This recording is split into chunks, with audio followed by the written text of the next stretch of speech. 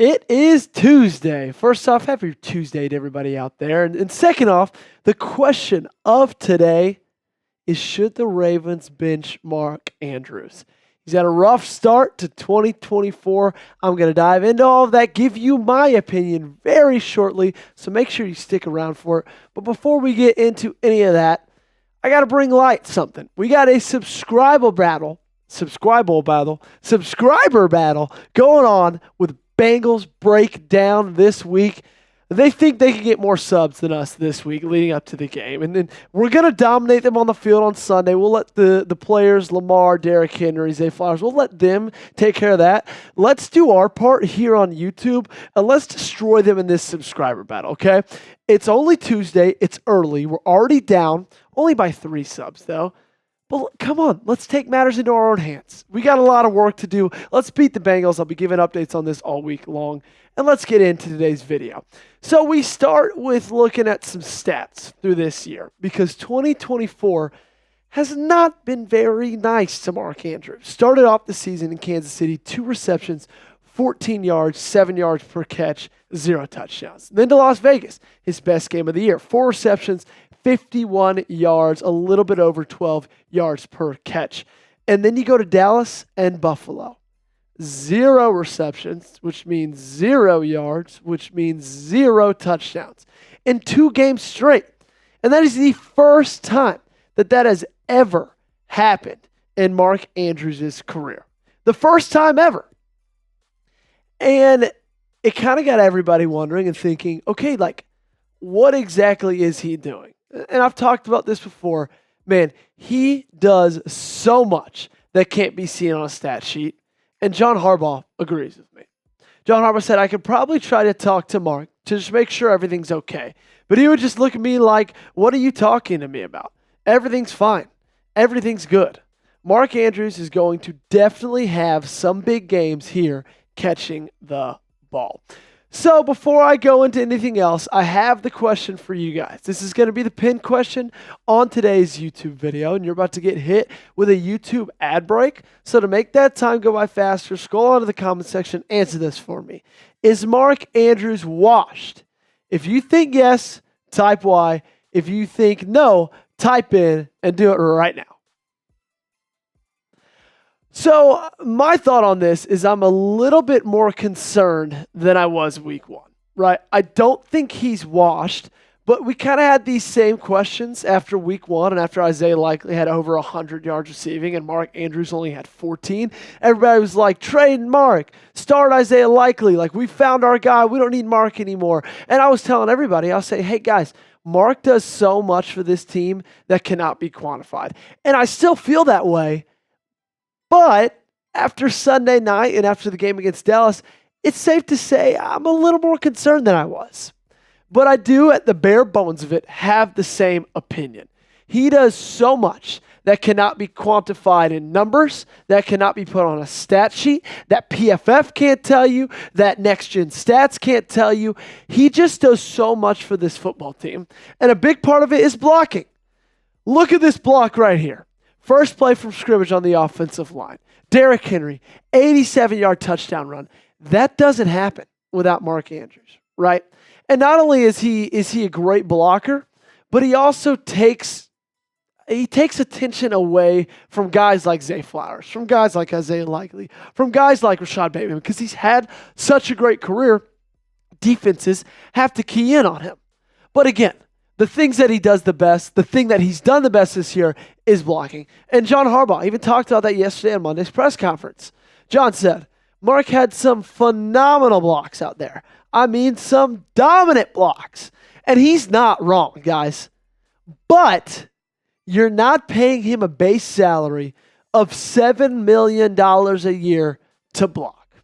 Now, I will give him a little bit of leeway, a little bit of rope, and say, hey, he might have had 0 receptions and 0 yards these last 2 games, but you didn't throw the ball much against Dallas. You didn't throw the ball much against Buffalo. So there's only so many receptions that can go around. But still to throw up a goose egg and then just say, guys, but he's such a good blocker. Okay, you're not paying him $7 million to block. If you were, he'd be a right tackle. But he's not. He's a tight end. Part of that money you're paying him, the majority of it, is to catch the football. And he's not doing that well. And I think that leads to another question is he not the same since his injury?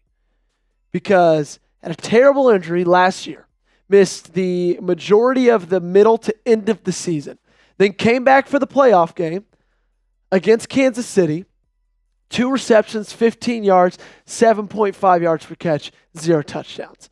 And I know this is kind of the same of what I just showed, but here's every game since his injury, every single game that he's played since he's come back.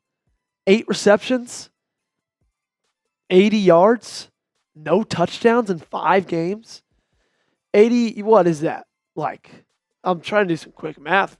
15 yards per game, just about. And that's the thing is if he was just blocking well, and if he was just taking away targets and soaking in defenders for other people to be more open, that'd be one thing. But then he's doing things like he did on Sunday night of dropping the ball in key moments when you need a key first down, right? When you're trying to put the foot on the pedal, when you're trying to put the nail in the coffin, he could not be more wide open right here. Couldn't be. It also couldn't be a better ball that Lamar threw right there. And he dropped it. And why did he drop it? Because he was turning his head to look upfield to try to get more yards after the catch. Things veteran tight ends just shouldn't do anymore. Now, I will say this. When talking about the Mark Andrews and looking at the stats and everything like that, and you're going to say, Joey only has 80 yards over the last 5 games, and that's not good. That's not acceptable by any stretch of the word. I do think it's a very different team, though, this year. With how they've been able to run the football these last 2 games, how I think they'll continue to be able to run the football, I wouldn't be surprised if there were only a few more games this year with a 100-yard receiver. We've only had one. And it wasn't even a receiver. It was Isaiah Likely. It was a tight end that put all this into motion of, is Mark Andrews still the guy, right?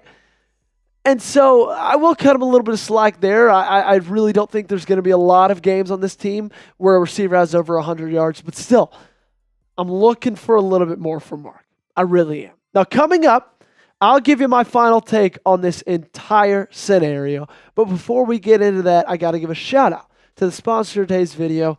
And of course, it's Game Time. Game Time is a place to go for the best seats with the lowest prices guaranteed. Guys, this weekend, I'm going to watch my Tennessee Volunteers take on the not Oklahoma. I went to that game a couple weeks ago. Take on the Arkansas Razorbacks, and I got my tickets using Game Time, and you should do the exact same thing. Game Time is the place to go for best seats, the lowest prices. Today's show is sponsored by Game Time. If you're excited the season's here and in full swing, you're going to want to give Game Time a shot. Game Time is the only place I go, and I'm trying to get tickets to any college football or NFL game. Game Time has a new feature called Game Time Picks that makes getting tickets to see your favorite teams play live even easier. Game Time Picks filters out the fluff to show you only incredible deals on great seats. You don't have to waste time searching through thousands of tickets. The tool highlights the best deals, including great and amazing deals, which are the highest value seats at the time.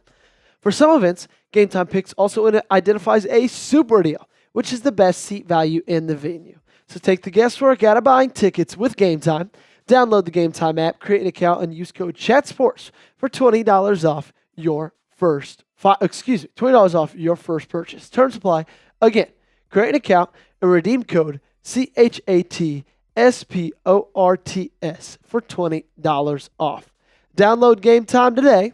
What time is it? It is game time. So my final take on this whole scenario is I'm not sounding alarm bells yet. If you would have asked me a couple weeks ago, I would have said, I think it's going to be okay. I think by week 4 or 5, this offense is just going to get more in swing. Mark Andrews is going to be a little bit more back from that injury. He'll get the targets. He'll start getting yards. He'll get the end zone a couple times. But after 4 weeks, that hasn't been the case, right? And I'm not worried about it just yet, but it's on my radar. I'm thinking about it. I notice it, and I'm looking out for it. So I might be hitting the panic button and sounding the alarm bells for Mark Andrews and his career. Might be saying, okay, maybe it's time just to trade him.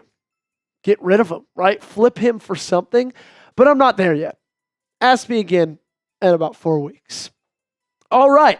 It's the end of the video, but we're not done yet because we're always looking ahead. Let's take a look at who the AFC North faces up against this week. Okay, starting with Pittsburgh, the leader in the division, not for long.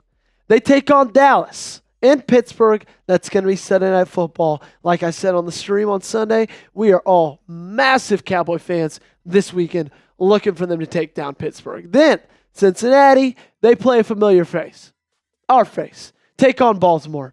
And then Cleveland is going to be at Washington. So both those Pittsburgh and Cleveland games are looking like very possible losses for both those teams. And I'm not even going to talk about Cincinnati because that's almost a definite loss because you know who they're going up against. All right, before I get out of here, I got one more question for you. It has to do with the video, has to do with everything we just talked about it.